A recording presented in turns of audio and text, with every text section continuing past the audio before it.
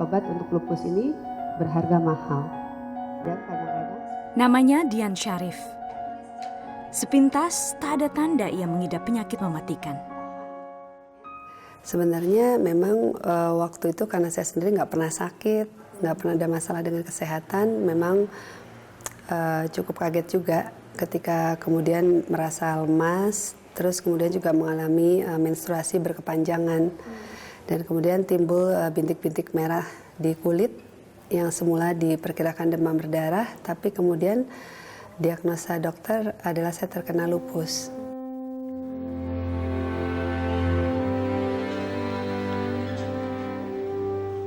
"17 tahun lalu, lupus mengubah hidupnya. Masa-masa itu tuh, masa-masa prosesnya dari diagnosa, kemudian divonis lupus, kemudian low vision apa segala macam. Apa yang terjadi pada saat itu, Bu Dian? Ya, memang kehidupan saya menjadi berubah 180 derajat. Karena kan sebelumnya saya nggak pernah sakit, saya bisa melihat 100%, saya banyak kegiatan, saya waktu itu juga bekerja, tiba-tiba semua itu hilang begitu saja. Nah, memang 5 tahun pertama saya sakit itu ritualnya benar-benar hanya berobat. Hanya dari dokter ke dokter, dari rumah sakit ke rumah sakit, dari terapi ke terapi. Benar-benar hanya untuk life saving.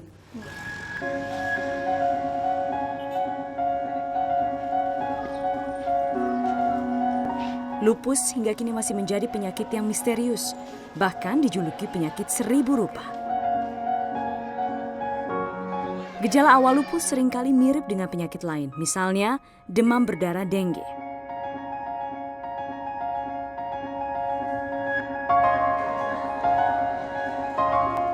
Tak banyak dokter di Indonesia yang betul-betul mengerti soal lupus. Di tanah air hanya ada sekitar 100 dokter yang mendalami masalah lupus. Dr. Rahmat Gunadi salah satunya.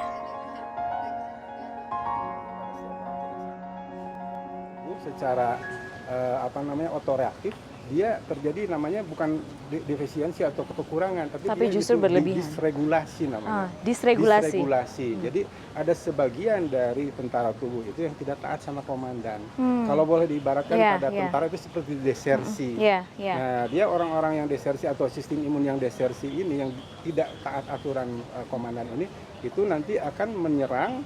Kalau tadi itu kan si HIV, si pertahanan tubuh tidak bisa menangkal serangan dari luar. Iya, betul. Kalau ini justru sebaliknya, sistem pertahanan tubuh itu justru akan menyerang badannya sendiri karena dia menganggap yang sistem pertahanan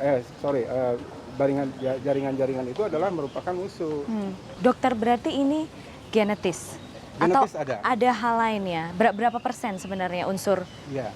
Itu genetis ini adalah blended sebetulnya. Jadi ada multifaktor. Itu tadi ada genetis, hormonal, kemudian ada faktor gender kan. Juga ada faktor ini tadi ada faktor pencetus. Faktor pencetus inilah misalnya nanti yang paling dikenal adalah sinar ultraviolet yang berlebihan. Kemudian juga infeksi-infeksi virus tertentu nanti dia akan mencetuskan peradangan. Peradangan ini nanti kalau pada orang yang memang peka akan terjadi seperti berlanjutan ke peradangan sehingga nanti mengonkan saklar lupusnya.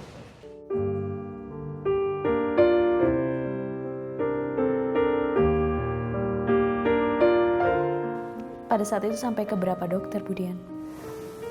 Ya nggak banyak sih, katakanlah 1-2 dokter, tapi mencoba mencari kepastian sebenarnya ini penyakitnya apa. Ya. Sempat bertanya-tanya nggak sih sebenarnya kok bisa ya, kok bisa pasti ada pertanyaan seperti itu. Mungkin yang lebih memukul saya adalah kehilangan penglihatan, karena waktu itu saya justru karena tidak paham dengan penyakitnya, jadi saya pikir itu penyakit biasa aja. Kan saya baru merasakan keluar biasaannya tuh setelah bertahun-tahun ya, karena ternyata penyakit ini tidak mudah tanda petik dikalahkan. Dan juga berbagai komplikasinya kan timbul, ya, dan sampai saya harus mengalami operasi dan pembedahan berkali-kali. Nah itu yang di situ baru menyadari bahwa ini bukan penyakit biasa. Oh oke, jadi memang bisa lebih besar ya? Akibat lupus, Dian kehilangan 80% penglihatannya.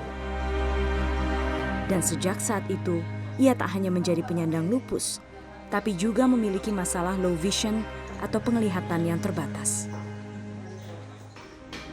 Dokter spesialis mata Ine Renata Musa menjadi teman Dian sejak ia mulai sulit melihat.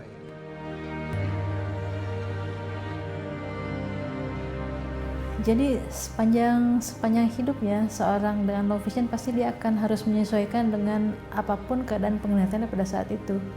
Jadi kalau memang penglihatannya menurun, dia akan harus menyesuaikan lagi dengan keadaan penglihatannya yang makin berkurang tersebut.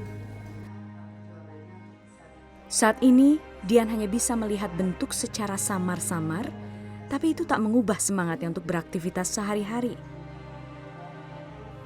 Sekarang menjalani hari sebagai ODAPUS juga yang low vision ya. Bagaimana bisa? Anda masih, saya lihat masih nelpon, jalan sendiri juga sempat tadi saya lihat, kemudian masih akan presentasi. Bagaimana bisa itu mungkin dilakukan? Memang sampai di titik ini karena saya sudah berlatih. Berlatih hidup dengan penglihatan terbatas. Jadi di awal saya kehilangan penglihatan, saya memang belajar braille untuk mengasah kepekaan saya. Saya dulu sering berjalan pagi hari tanpa alas kaki untuk bisa merasakan batu-batuan, bisa merasakan angin yang menerpa wajah saya. Kemudian juga saya juga berlatih orientasi mobilitas, ya menggunakan tongkat. Jadi di awal-awal saya memang tidak seperti sekarang. Nah ini kalau mengenai presentasi ada triknya. Apa triknya? Jadi kalau saya presentasi itu memang mau nggak mau saya harus bikin PowerPoint. Iya betul. PowerPoint itu sebenarnya untuk yang ikut presentasi. Bukan buat saya sendiri, karena saya sendiri sebenarnya nggak bisa lihat. Iya. Nah, artinya trik yang saya lakukan adalah menghafal. Anda hafal semua presentasi? Inti dari presentasi yang harus saya berikan itu intinya saya coba hafalkan. Urutannya? Yaitu saya hafalkan urutannya. Wow. Urutannya. Kemudian makanya saya nggak pernah bikin presentasi yang banyak-banyak. Iya. Karena maksimal kan ingatan kita sebenarnya hanya 3 poin ya. Nah itu saya coba ingat-ingat aja dari situ. Secara naluriah syariat, karena di samping ini saya juga pernah menjadi seorang penderita. Kita mulai slide yang pertama. Eko Pratomo tak pernah menyangka istrinya yang aktif dan sehat bisa mengidap lupus.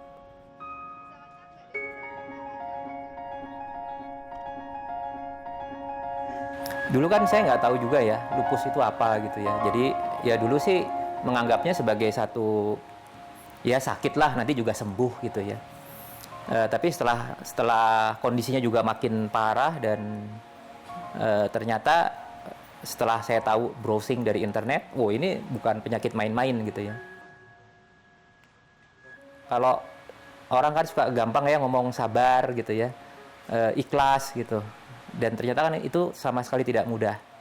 Tapi saya melihat apa yang dialami Dian, apa yang dia perjuangkan, itu buat saya inspirasi yang luar biasa. Saya bisa banyak belajar dari dia sih. Nah, setelah mendapatkan berbagai mutiara hikmah seperti itu, ya justru malah semangatnya kembali timbul. Dan kemudian baru menyadari bahwa tidak ada yang kebetulan dari penyakit bernama lupus dan low vision ini. Karena ada maksud Tuhan di balik itu.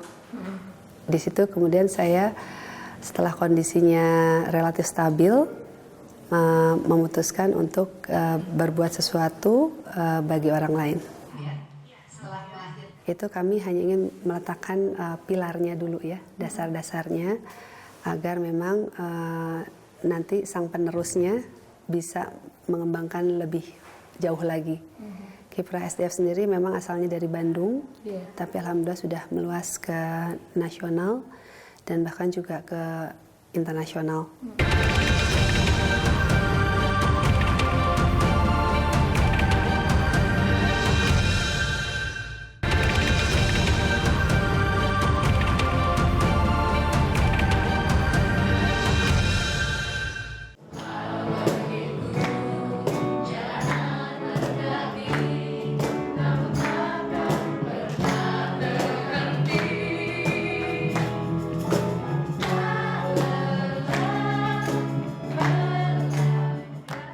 Beginilah keriangan yang tampak saat para pengidap lupus berkumpul. Inilah tempat mereka saling menghibur, sejenak merupakan sakit yang diderita. Syamsi Duha Foundation atau SDF. Terus akhirnya ada SDF. Banyak teman-teman Odapus yang datang ke sini. Apa yang mereka ceritakan ke Ibu? Sebenarnya ada beberapa hal yang kita coba bantu, ya.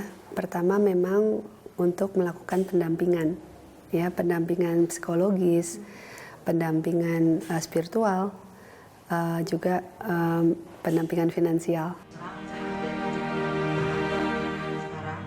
Merasakan sendiri beratnya menghadapi lupus, Dian dan suaminya tergerak mendirikan yayasan ini. Tujuannya sederhana, menjadi teman bagi orang dengan penyakit lupus atau Odapus.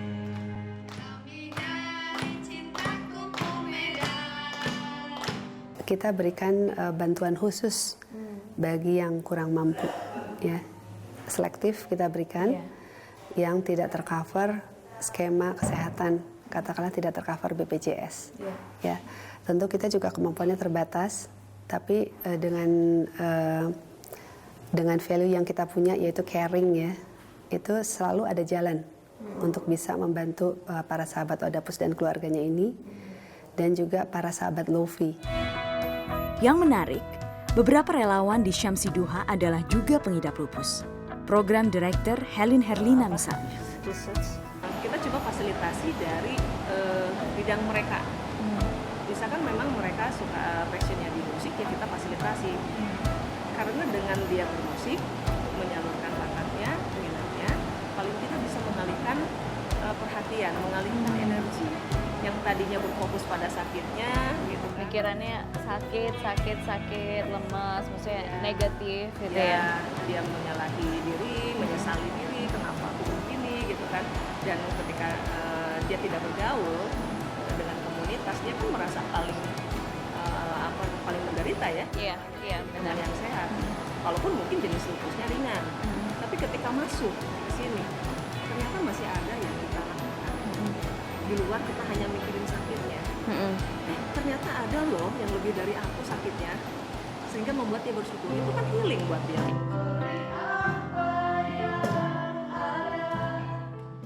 Dukungan untuk Odapus juga diwujudkan SDF dengan terus mencari obat alternatif.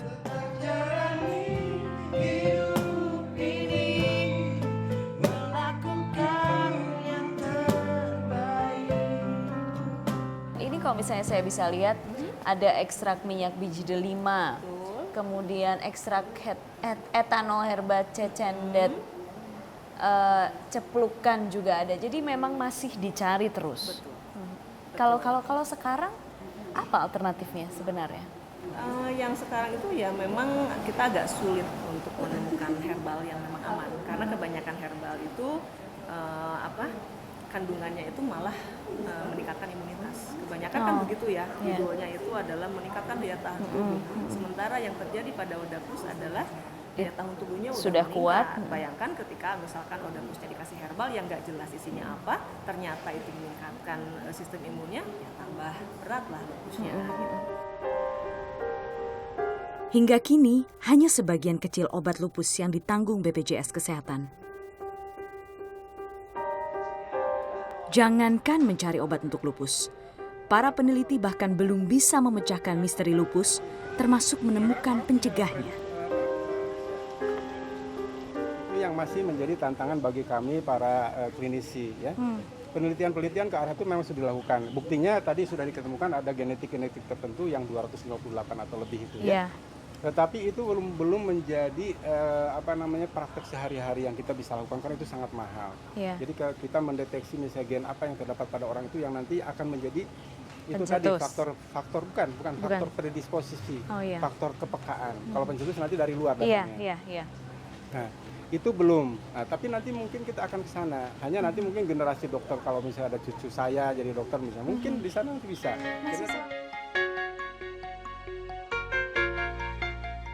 Melalui kiprahnya di Syamsi Duha Foundation, Dian sempat diundang ke Jenewa, Swiss.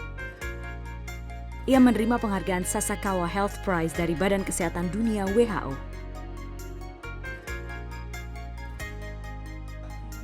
Setelah 13 tahun berdiri, SDF kini telah menjadi rumah bagi para Odapus.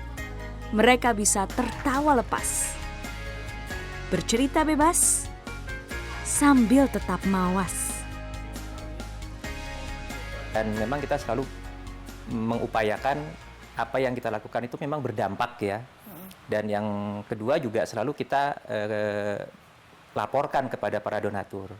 Jadi intinya sih kita membuat apa yang kita sampaikan itu, kita janjikan, itu kita deliver, kita laporkan, sehingga makin lama mungkin teman-teman atau para donatur itu memiliki kepercayaan ke kita. Saya ambil contoh misalnya kita pernah membuat buku yang namanya Lupi Sahabatku Yang Nakal. Ya, itu kan sebetulnya penyakit kan biasanya orang menjauhi dan harus fight with the enemy gitu ya. Tapi Dian punya konsep yang lain. Dia bilang bersahabatlah dengan lupus. Makanya muncul buku yang namanya Lupi Sahabatku. Dan alhamdulillah buku itu sekarang sudah diterjemahkan dalam 3 bahasa dan kita bisa kerjasama dengan Lupus Europe. Itu menjadi salah satu buku untuk edukasi di seluruh Eropa nanti. Hampir setiap hari, para Odapus mengadakan kegiatan di SDF. Mulai dari belajar bahasa, bermain musik, hingga olahraga. Jumlah pengidap lupus di Indonesia saat ini diperkirakan mencapai lebih dari 15.000 orang. Jumlahnya terus meningkat, namun tetap masih banyak yang tidak tahu soal lupus.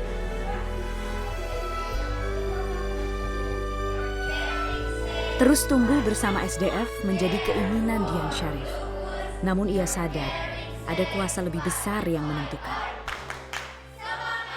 Nah, kalaupun sampai di manakah nanti, itu kalau saya sebagai dan suami saya sebagai founder, itu kami hanya ingin meletakkan pilarnya dulu ya, dasar-dasarnya, agar memang nanti sang penerusnya bisa mengembangkan lebih jauh lagi.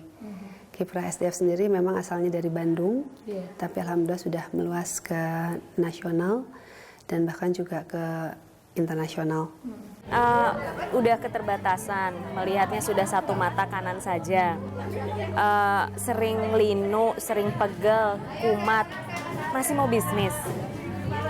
Ini sebagai salah satu terapi. Terus terapinya bentuknya apa dong? Terapinya dibikin happy.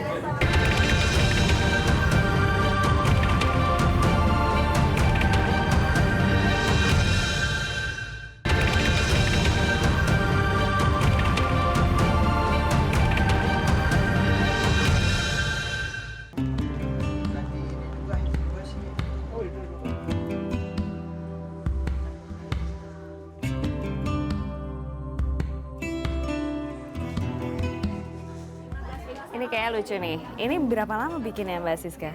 Kalau ditanya berapa lama sih, itu 1 jam udah bisa selesai. 1 jam udah bisa? 1 jam udah bisa? Terus kalau batu-batunya, bahan bakunya itu beli di mana? Kalau bahan baku, kita bahan baku lokal. Kalau yang ini dia ada kristalnya, ini namanya batu druzi. Druzi yang ini ya? Iya. Druzi. Khas Pacitan? Khas Pacitan. Ini adalah Siska. Ia seorang Odapus yang juga perajin perhiasan kawat asal Lamongan. Delin aksesoris belajar di mana sih? Ini saya belajarnya otodidak. Belajar sendiri? Iya. Ini ceritanya lucu. Saya dulu ikut kompetisi, Iya. gitu, kompetisi dan diharuskan punya sebuah produk. Akhirnya saya terpaksa belajar, jadi ilmu kepepet istilahnya begitu. Siska memilih menjadi pengusaha agar bisa mandiri. Beda. Menumbuhkan banyak pengusaha di antara Odapus menjadi misi Syamsi Duha Foundation. Ya, jadi awalnya sebetulnya dari Syamsi Duha sendiri.